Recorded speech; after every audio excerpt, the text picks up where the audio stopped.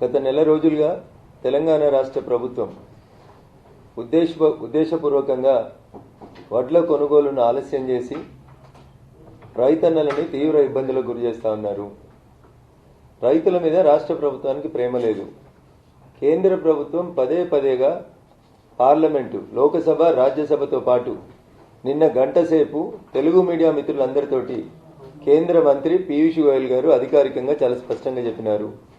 పోయిన వర్షాకాలంలో మీరు సప్లై చేయాల్సిన 20 లక్షల మెట్రిక్ టన్నుల బియ్యం, పారాబాయిల్డ్ బియ్యం, రా రైస్ రెండు కూడా ఇంకా కేంద్ర ప్రభుత్వానికి పోయిన వానాకాలమే ఇవ్వలేదు.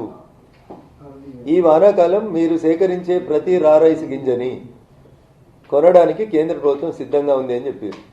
యాసంగిలో వచ్చే పంటలో కూడా ప్రతి బియ్యం గింజను కేంద్ర ప్రభుత్వం కొంటుంది అని అంత ఫ్లోర్ ఆఫ్ ద హౌస్ చెప్పారు. నిన్న మీడియా మిత్రులతో చెప్పింది. సాయంత్రం తెలంగాణ రాష్ట్ర ప్రభుత్వానికి సంబంధించినటువంటి వ్యవసాయ శాఖ మంత్రి గారు ఢిల్లీలో ప్రెస్ మీట్ పెట్టి చెప్తారు, రాకులు లేవని మేము చెప్తే కేంద్ర మంత్రి అంగీకరించిండ్రు, తెలంగాణ బీజేపీ నాయకులు తప్పుడు సమాచారాన్ని కేంద్ర మంత్రికి ఇస్తున్నారని చెప్తున్నారు. ర్యాకులు యూరియా కోసం ఉపయోగిస్తారు, ర్యాకులు బియ్యం కోసం ఉపయోగిస్తారు, ర్యాకులు ఇతర ప్రయోజనాల కోసం ట్రాన్స్పోర్ట్కి రైల్వే విభాగం ఉపయోగిస్తుంది. పీయూష్ గోయల్ గారు నిన్న మధ్యాహ్నం మీడియా సమావేశంలో స్పష్టంగా చెప్పిండ్రు, మేము 4 సార్లు మీకు ఉత్తరం పంపించినాం. తెలంగాణ రాష్ట్ర ప్రభుత్వానికి భారత ప్రభుత్వం అధికారికంగా పోయిన వర్షాకాలం నుంచి ఇప్పటిదాకా మీరు సప్లై చేస్తామని చెప్పిన 20 లక్షల మెట్రిక్ టన్నుల ధాన్యం ఇంకా మీరు మాకు బకాయి ఉన్నారు, వెంటనే పంపించండి, దానికి సంబంధించి ఒక ఉత్తరం పంపండి అని అడిగిండ్రు. ర్యాక్ ఉన్నదా లేదా, లారీలలో తెచ్చుకుంటామా, గోదాములలో స్టాక్ పెట్టుకుంటామా, దాన్ని ఇంకొక రకంగా వాడుకుంటామా అనేది అది భారత ప్రభుత్వం ఇష్టం. భారత ప్రభుత్వ ప్రతినిధిగా పీయూష్ గోయల్ గారు చెప్పింది. చంద్రశేఖరరావు గారి ప్రభుత్వానికి, తెలంగాణ ప్రభుత్వానికి సూటిగా నేను ఒక 4 ప్రశ్నలు అడగదలుచుకున్నాను. దేశంలో ఉన్నటువంటి 28 రాష్ట్రాల్లో ఏ రాష్ట్రంలో లేనటువంటి గొడవ కేవలం తెలంగాణ రాష్ట్రంలో మాత్రమే ఎందుకు ప్రారంభమైందనేది చంద్రశేఖరరావు గారు ప్రజలకు సమాధానం చెప్పాలి. మీడియా ముందుకొచ్చి గంటలు గంటలు ఉపన్యాసాలు ఇచ్చేటువంటి ముఖ్యమంత్రి గారు ఎందుకు 27 రాష్ట్రాల్లో, అందులో కాంగ్రెస్ పాలిత రాష్ట్రాలున్నాయి, దీదీ పాలిస్తున్న రాష్ట్రం ఉంది, నవీన్ పట్నాయక్ గారు పాలిస్తున్న రాష్ట్రం ఉంది, సంకీర్ణ ప్రభుత్వం మహారాష్ట్రలో ఉంది, కాంగ్రెస్ ప్రభుత్వం ఛత్తీస్గఢ్లో ఉంది, పంజాబ్లో ఉంది. ఈ దేశంలో మిగతా 27 రాష్ట్రాల్లో ఎక్కడ లేని పంచాయతీ తెలంగాణ రాష్ట్రంలో మాత్రమే ఎందుకు వచ్చింది? భారత ప్రభుత్వానికి దేశవ్యాప్తంగా ఒక పాలసీ ఒకటే ఉంటుంది. ఒక ఊర్లో ఉప్పుడు బియ్యం కొంటాం, ఒక ఊర్లో దంపుడు బియ్యం కొంటాం, ఇంకో ఊర్లో రా రైస్ కొంటాం అని ఉండదు.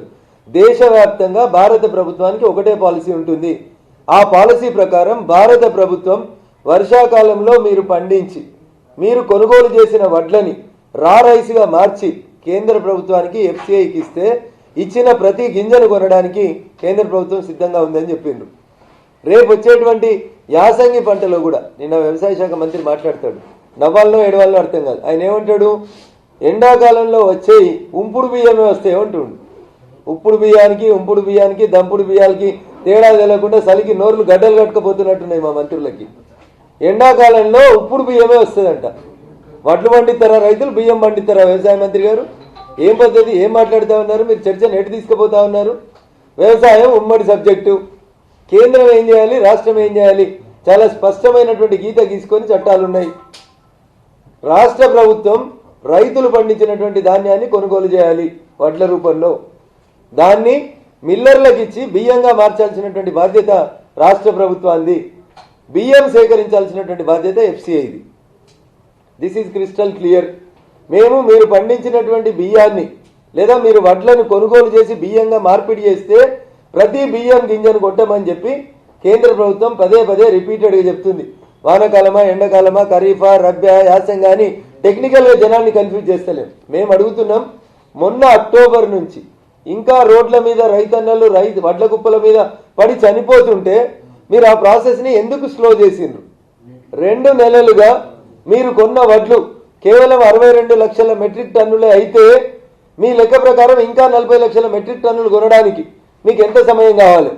మాట్లాడితే మేము 1 కోటి లక్షల మెట్రిక్ టన్నులు పండించినాం, 1 కోటి లక్షల మెట్రిక్ టన్నులు పండినాయని 1 నిమిషానికి అనుకుంటే అందులో 2 నెలలుగా మీరు కొనుగోలు చేసింది కేవలం 62 లక్షల మెట్రిక్ టన్నులు మాత్రమే.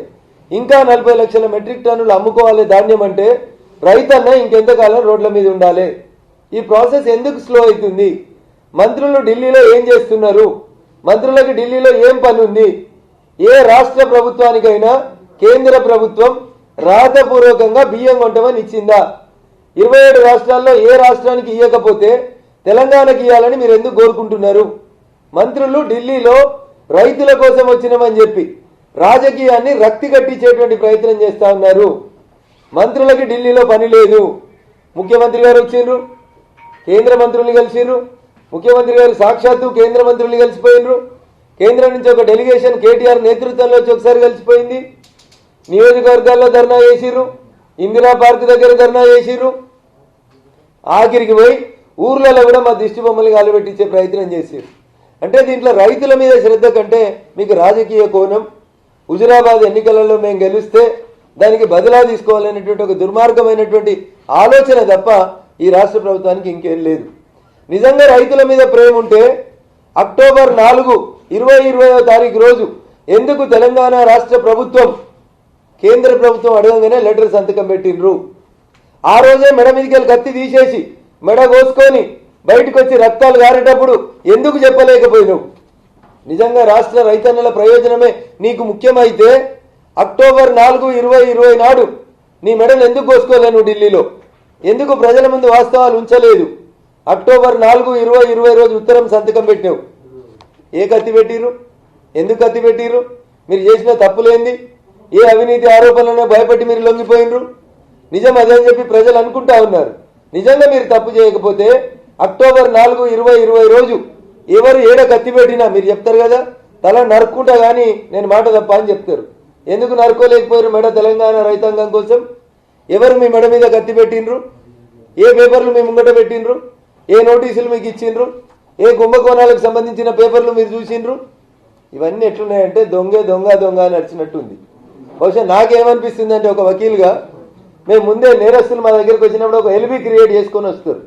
ఏమనంటే ఉదాహరణకి వాళ్ళ ఊర్లో మర్డర్ అయింది ఉందనుకోండి, వాడు ముందే 3 రోజుల ముందే దుబాయ్కో సింగపూర్కో పోయి ఫ్లైట్ టికెటో రైల్ టికెటో కొనుక్కొని నేను ఊర్లో లేను సార్, మర్డర్ అయిన టైంకు నేను వేరే ఊర్లో ఉన్నా సార్ అని ఒక సాక్ష్యాన్ని క్రియేట్ చేసుకుంటాడు నేరస్తుడు. అట్లా చంద్రశేఖరరావు గారు ఒక ఎలిబి క్రియేట్ చేసుకోవడానికి తన మీద భవిష్యత్తులో ఏమైనా ఆరోపణలు వచ్చినా, భవిష్యత్తులో ఏమైనా కేసులు వచ్చినా చూసిందా నేను బియ్యం కొనుమని అంటే, నేను రైతుల కోసం మాట్లాడుతుంటే నా మీద బీజేపీ తప్పుడు కేసులు పెట్టింది అని వెస్ట్ బెంగాల్లో దీది ఏ రకమైనటువంటి ప్రయత్నాన్ని ఎన్నికల ముందు చేసిందో చంద్రశేఖరరావు గారు అట్లా చేసేందుకు ఒక ఎలిబిని క్రియేట్ చేసుకుంటున్నాడు. దానికని ఆయన చూసిండు ముందుగాల నియోజకవర్గాలలో ధర్నా అంటే ఎంతమంది వస్తారు, ఇందిరా పార్క్ కాడ ధర్నా అంటే ఎంతమంది వస్తారు. అరే ఎవరు వస్తలేరు కదరా భయ్, అందుకని ప్రతి ఊర్లో కదిలిద్దాం. రేపు ఒకవేళ నన్ను ముట్టుకుంటారా, ఆయనే మాట్లాడండి ఇందిరా పార్క్ కాడ, నన్ను ముట్టుకుంటారా, నన్ను అరెస్ట్ చేస్తారా? మేము ఎవరైనా అన్నామా? కేసీఆర్ని అరెస్ట్ చేస్తాం, కేసీఆర్ని ముట్టుకుంటామని అన్నామా మేము మిమ్మల్ని? ఇవన్నీ మేము మాట్లాడకంటే ముందే ముఖ్యమంత్రి మాట్లాడుతున్నారంటే వారే ఎలిబి తయారు చేసుకుంటున్నారు. ఆయనకు అర్థమవుతా ఉంది ఏదో జరిగింది, ఏదో జరగబోతా ఉంది. ఆయన చేసిన తప్పులు ఆయన కంటే ఎక్కువ ఎవరికి తెలియదు కదా. వారు చేసిన తప్పులేంది, వారు చేసిన కుంభకోణాలేంది, వారి మీద ఉన్న కేసులేంది వారు చెప్పుకుంటే బాగుంటుంది. బహుశా వాటిలో భవిష్యత్తులో నోటీస్ వస్తుందని, భవిష్యత్తులో ఏమైనా కేసులు రిజిస్టర్ అయితే రైతాంగం కోసం అరిస్తే నా మీద కేసులు పెట్టిండ్రని బీజేపీని బదనాం చేసేందుకు ఒక కుట్ర కనబడతా ఉంది. మంత్రులకు నేను సవినయంగా విజ్ఞప్తి చేస్తున్నా, తెలంగాణ మంత్రులకి, రాజేందర్ గారు రాజీనామా చేసే కంటే ముందు, రాజేందర్ గారు గెలిచే కంటే ముందు ఎట్లాగో మిమ్మల్ని కనీసం ప్రెస్ మీట్లలో కూడా పక్కన కూర్చోబెట్టుకోలే. కేసీఆర్ గారు లేకుండా, కేటీఆర్ గారు లేకుండా, హరీష్ గారు లేకుండా ఎన్నడూ ఏ డెలిగేషన్ ఢిల్లీకి రాలేదు. ఇలా మీకు కొంచెం స్వేచ్ఛని ఇచ్చిర్రు మేము మాట్లాడడం వల్ల, మేము గెలవడం వల్ల మీ హక్కులకి కొంచెం గౌరవం లభించింది. అందుకని ఆ గౌరవాన్ని తగ్గించుకోకండి. నిరంజన్ రెడ్డి గారు, ఎండాకాలంలో ఉప్పుడు బియ్యం పండదు.